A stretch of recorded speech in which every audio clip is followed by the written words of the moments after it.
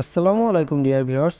বর্তমান সময়ে আপনাকে যদি প্রশ্ন করা হয় বর্তমান বিশ্বের সবচাইতে ক্ষুদ্র রাষ্ট্র কোনটি, আপনি হয়তো বলবেন ভ্যাটিকান সিটি। কিন্তু না, ভ্যাটিকান সিটির চাইতেও আরও অনেক ক্ষুদ্র একটি রাষ্ট্র রয়েছে যার নাম সিল্যান্ড। সিল্যান্ড একটি অণুরাষ্ট্র, যাকে ইংরেজিতে বলা হয় মাইক্রোনেশন। এই তথাকথিত ক্ষুদ্রতম দেশটির মোট আয়তন 550 বর্গমিটার। ইংল্যান্ডের উত্তর সাগরে এই রাষ্ট্রটির অবস্থান। দেশটির একটি রাজধানীও রয়েছে। দেশটির রাজধানীর নাম HM ফর ক্রাফটস।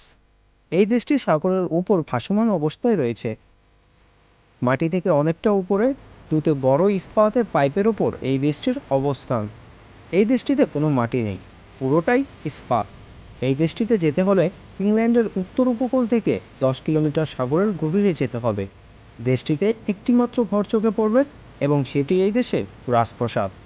রাজপ্রাসাদের উপর দেশটির পতাকা উঠতে দেখা যাবে। দেশটিতে ইংরেজি ভাষা প্রচলিত এবং এর একটি নির্দিষ্ট মুদ্রাও রয়েছে, যে মুদ্রার নাম সিল্যান্ড ডলার। তবে বাইরের কোনো দেশে এই মুদ্রা চলে না। এটি আসলে দ্বিতীয় বিশ্বযুদ্ধের সময় ব্যবহৃত একটি সমুদ্র বন্দর।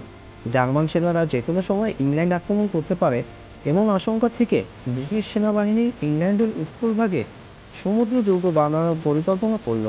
সে পরিকল্পনা থেকেই উপকূল থেকে 10 কিলোমিটার গভীরে বানানো হলো মনশেল সিফোর্ট। এখান থেকে শত্রুযুদ্ধ জাহাজগুলোর উপর নজরদারি করা যেত।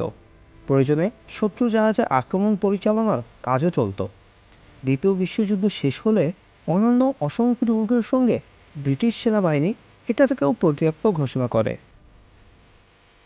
1967 সালের 2 সেপ্টেম্বর ব্রিটিশ নাগরিক মেজর প্যাট সয়েডার্স এবং তার পরিবার এই জায়গাটির স্বত্বাধিকারী হন। তারপর তারা এটাকে একটি স্বাধীন মাইক্রোরাষ্ট্র হিসেবে ঘোষণা দেন। পৃথিবীর কোনো দেশ এখনও সিল্যান্ডকে স্বীকৃতি না দিলেও কেউ তার বিরোধিতা করেনি। মোট জনসংখ্যার 3 জনই বেটস পরিবারের সদস্য এবং যথাক্রমে তারা এই রাজ্যের রাজা, রানী এবং রাজপুত্র।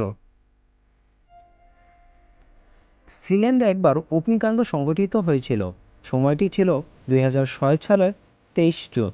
বৈদ্যুতিক শর্ট সার্কিট থেকে এই আগুন লাগে। এতে সিল্যান্ডের ব্যাপক ক্ষয়ক্ষতি হয়। অগ্নিকাণ্ডের খবর পেয়ে ইংল্যান্ডের উদ্ধারকারী হেলিকপ্টার এসে তাদেরকে উদ্ধার করে। পরবর্তীতে সিল্যান্ডকে মেরামত করা হলে 2006 সালের নভেম্বরে তারা আবার সিল্যান্ডে ফিরে যান। সিল্যান্ডের আইনি ব্যবস্থা সিল্যান্ড বার্ডস পরিবার দ্বারা পরিচালিত হয়, যেন এটি কোনো স্বীকৃতি সার্বভৌম সত্তা এবং তারা এই বংশগত রাজকীয় শাসক। রাইবার্স নিজেকে প্রিন্স রায় এবং তার স্ত্রী প্রিন্স জন হিসেবে ঘোষণা করেছিলেন সেপ্টেম্বর 2, 1967 সালে। তাদের পুত্র প্রিন্স মাইকেল হিসেবে পরিচিত হয় 1999 সাল থেকে। বেটস পরিবার প্রিন্স রিজেন্ট হিসেবে পরিচিত। সিল্যান্ড বিভিন্ন মুদ্রা ও ডাক টিকিট মুদ্রণ এবং অফশোর ইন্টারনেট হোস্টিং সুবিধা প্রতিষ্ঠা বা ডেটা হেভেন সহ বেশ কয়েকটি বাণিজ্যিক ক্রিয়াকলাপে জড়িত। 2000 সালে হ্যাভেনকো প্রতিষ্ঠার পরে সিল্যান্ড সম্পর্কে বিশ্বব্যাপী প্রচার শুরু হয়েছিল। এটি একটি ডেটা হ্যাভেন যা কার্যকরভাবে রাবস্টারকে নিয়ন্ত্রণ করেছিল।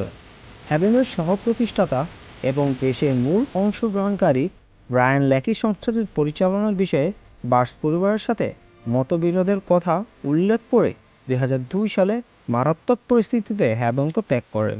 হ্যাভেনকো ওয়েবসাইট 2008 সালে বন্ধ ঘোষণা করা হয়। সো ভিউয়ার্স, এই ছিল আমাদের সবচেয়ে ক্ষুদ্র রাষ্ট্রের পরিচিতি। ভিডিওটি ভালো লাগে থাকলে লাইক করুন, কমেন্ট করুন এবং শেয়ার করে অন্যকে জানার সুযোগ করে দিন।